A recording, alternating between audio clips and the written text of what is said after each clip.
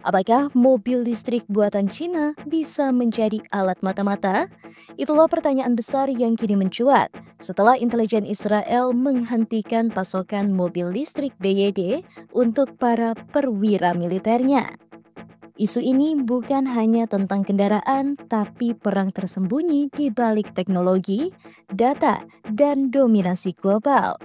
Baru-baru ini Kementerian Pertahanan Israel secara resmi menangguhkan distribusi mobil listrik BYD kepada para perwira militer.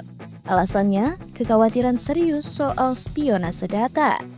Langkah ini diambil setelah peringatan dari pakar keamanan cyber yang menyebut bahwa sistem komunikasi dan sensor dalam mobil BYD bisa mengumpulkan dan mengirim data sensitif ke luar negeri.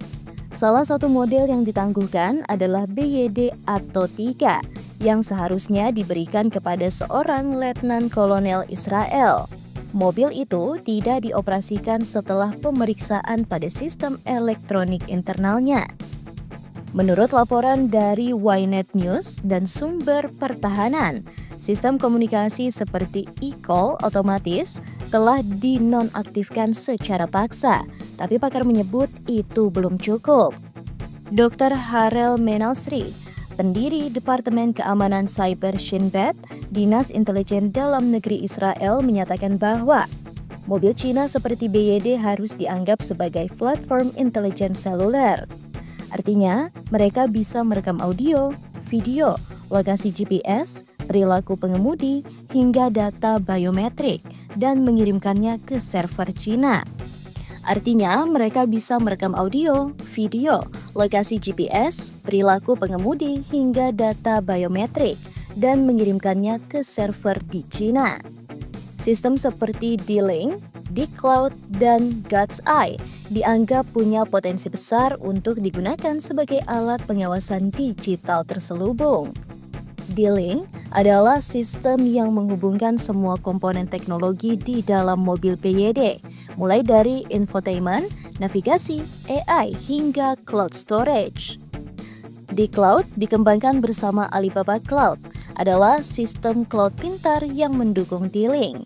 Sementara itu, God's Eye adalah sistem bantuan mengemudi canggih atau ADAS yang mendeteksi gerakan, lalu lintas, bahkan mampu parkir dan menyalip secara otomatis.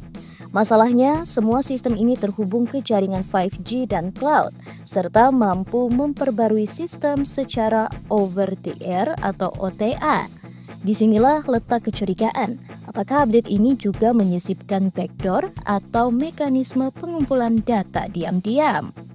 Kekhawatiran Israel bukan tanpa dasar. Baru-baru ini, Lembaga Intelijen Taiwan atau NSB juga memperingatkan warganya terhadap 5 aplikasi asal Cina, termasuk TikTok, karena resiko kebocoran data. Spionase digital kini bukan hanya lewat ponsel, tapi meluas ke kendaraan, kamera pengawas, bahkan jaringan listrik pintar.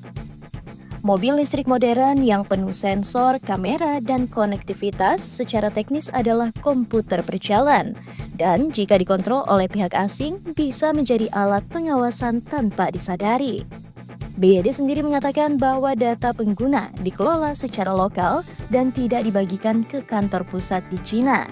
Namun, laporan keamanan menyebut bahwa sebagian data disimpan di server yang dikelola oleh Tencent Cloud, perusahaan raksasa Cina yang punya kewajiban tunduk pada Undang-Undang Intelijen Nasional Tiongkok. Dengan kata lain, jika Beijing meminta data itu, perusahaan Cina wajib memberikannya. Itu sebabnya Israel tak ingin ambil resiko.